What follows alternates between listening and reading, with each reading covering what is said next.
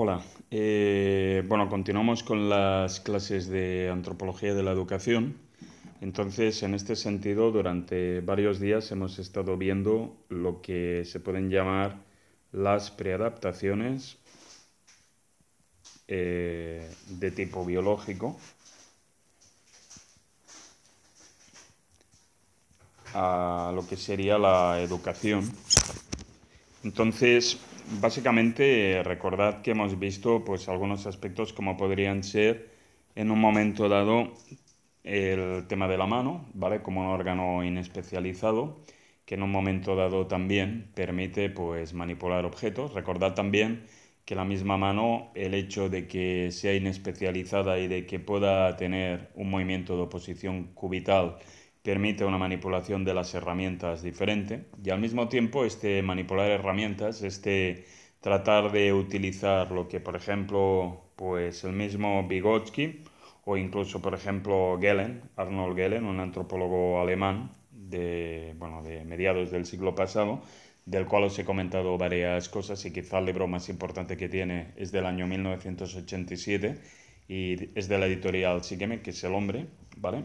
Arnold Gehlen hablaba en un momento dado de la posibilidad de que el hombre utilizara a través de las herramientas elementos de mediación con respecto al entorno. Esto quizá vale la pena hablar de este aspecto y remarcar que bueno, puede ser considerado como una especie de establecimiento de una prótesis que separa al hombre o que lo escinde de lo que sería el mundo, ¿no? Un esquema, como siempre.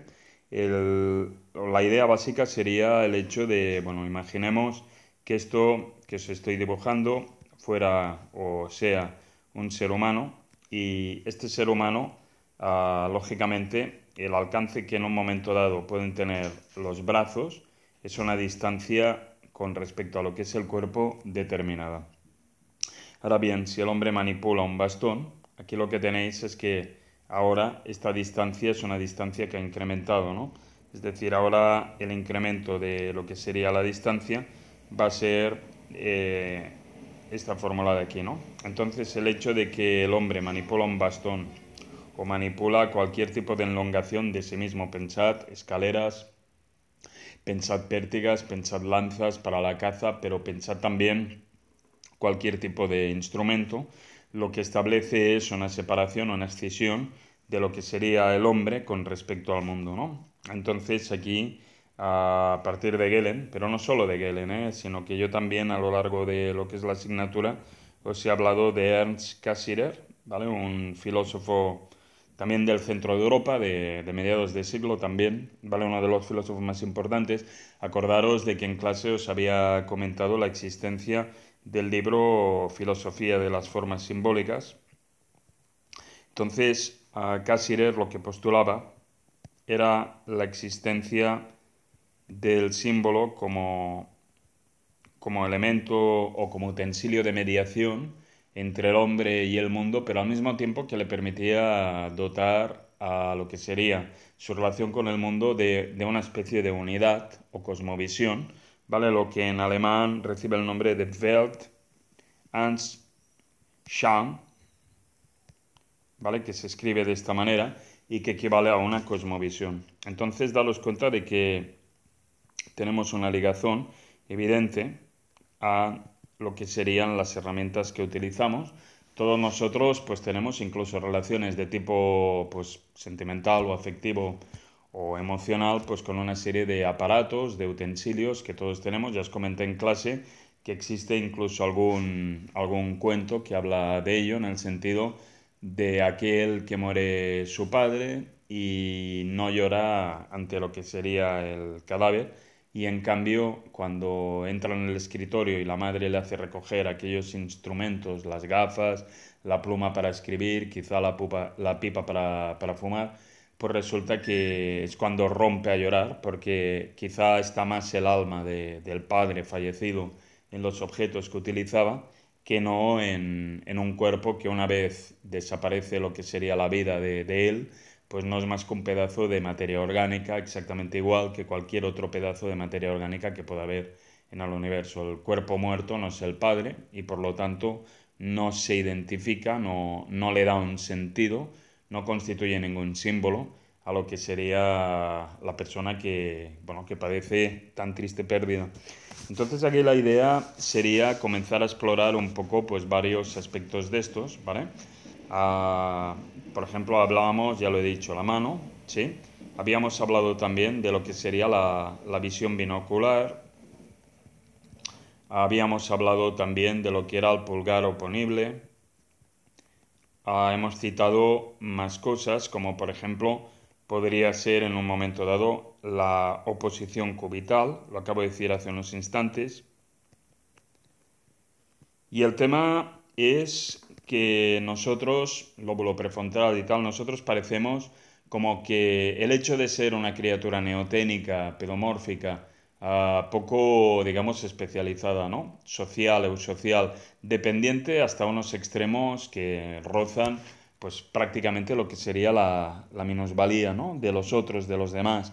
El hecho de que no empezamos a andar hasta el año y medio. El hecho también cierto y certero de que no empezamos a articular la palabra con un sentido y de una manera, digamos, consciente o con un dominio propio de lo que sería el lenguaje hasta el año, año y medio, incluso las primeras palabras, y que nos lleva pues hasta los 4 o 5 años empezar a proferir oraciones que muchas veces son de tipo bastante creativo, como os comentaba, ¿no? Entonces, el hecho de que el andar y el hablar vaya ligado hasta unos extremos pues insospechados y que ambas actividades, pese a que poseamos el potencial genético, pues en un momento dado no se desarrollen si no hay una influencia epigenética precisamente sobre esto, ¿no? Entonces, en este sentido, una compañera, ¿vale? Antes de seguir con esto de las preadaptaciones, una compañera vuestra me preguntaba acerca de lo que era la epigénesis. Por lo visto, quedó algún cabo suelto, alguna cosa que no se acababa de comprender,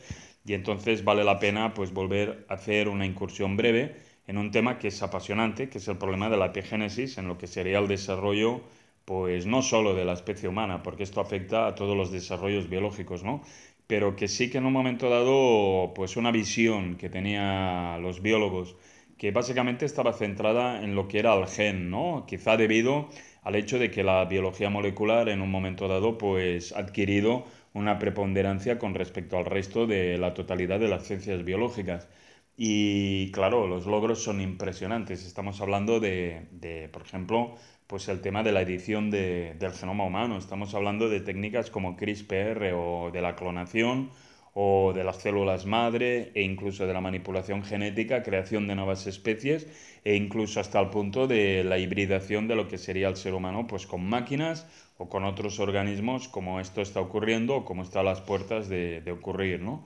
Entonces el hecho es entender exactamente la epigénesis que es y sobre todo entender el hecho de que esta epigénesis está vinculada de una manera clarísima con lo que sería la función pedagógica, con la educación del hombre por el hombre, dado que si nosotros, por mucho que tengamos unas potencialidades de tipo genético, biológico, si no recibimos unos aportes de tipo sociocultural que nos permitan el desarrollo hasta lo que sería la acción, ¿no? De todas estas potencias que atesoramos en nuestro genoma, pues no podemos efectuar. Es decir, aunque tengamos los genes que en un momento dado nos faculten para proferir pues, aseveraciones de tipo lingüístico, en un momento dado, si no tenemos a alguien que nos enseñe, y esto es la epigénesis, no vamos a poder desarrollar los aprendizajes lingüísticos, ¿no? Si no tenemos a alguien que nos señale el objeto y automáticamente diga el nombre de aquel objeto, estableciendo lo que sería pues, la relación entre el objeto y su referencia lingüística en un término, ¿no? Pues no vamos a aprender qué significa o qué quiere decir o a qué apunta aquella palabra, ¿no? Y tantas otras cosas. El hecho de que pese a que nosotros tenemos también la potencialidad de poder caminar, de poder hacer lo que es la bipedestación, pues en este caso no podemos andar, salvo que alguien nos enseñe a andar. Es decir, por mucho que sea increíble, si no hay una persona, si no hay otro ser humano, normalmente la madre, que enseñe pues, al niño pequeño a andar, es muy difícil que él aprenda por sí solo. Si esto quiere ser mostrado de alguna manera con algún experimento natural que haya sucedido, basta recurrir al asunto de los niños ferales. Los niños ferales, y ahí tenéis pues libros que alguna vez he citado, como por ejemplo el libro de Jean Itard, ¿vale? Memoria sobre Víctor de l'Aveyron, ¿no? Memoria sobre Víctor de l'Aveyron. Aquí lo que tenéis es un caso real, ¿vale? Sucedido pues poco después de que Jean-Jacques Rousseau escribiera el Emilio, ¿no? Y es el caso de un niño que se ha encontrado en una región de Francia, en la Auvernia, y resulta que en un bosque unos cazadores que están haciendo una batida de jabalís se tropiezan con una criatura que los rehúye, la capturan viva, ¿vale? Por suerte no le disparan y resulta que esta criatura no es otra cosa que un niño que fue abandonado. A los niños, en la época de la Revolución Francesa y también, pues prácticamente ya desde lo que es la Edad Media, ¿no? Muchas veces los hijos ilegítimos, hijos de doncellas o de criadas, no podían ser mantenidos por las madres. De hecho, lo que ocurría era el infanticidio. Estos niños muchas veces eran asesinados a base de golpes o degollados o directamente tirados a pozos o puentes o a ríos, lagos, etcétera.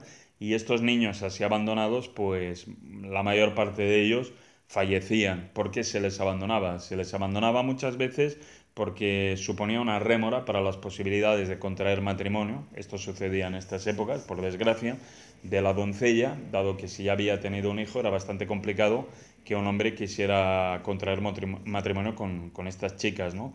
La única, además de que, claro, eran hijos tenidos fuera del matrimonio y esto causaba un rechazo de tipo social.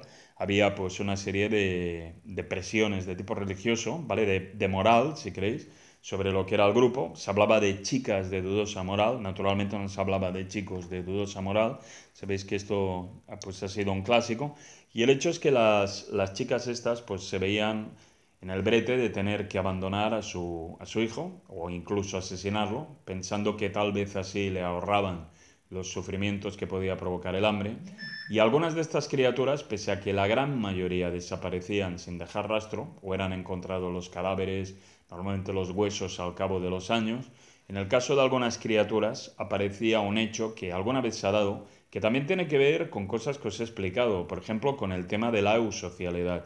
Es decir, tradicionalmente, a partir de lo que es el cuaternario, existen dos modelos, digamos, prácticamente de ser humano, y cuidado, lo de ser humano lo digo entre comillas. Por un lado tenéis el hecho de que existe la criatura humana y por el otro lado tenéis el hecho de que existe el lobo, Canis lupus, ¿vale? Por ejemplo, en la península ibérica, Canis lupus signatus, Canis lupus lupus en Italia. ¿Sabéis la leyenda de Rómulo y Remo?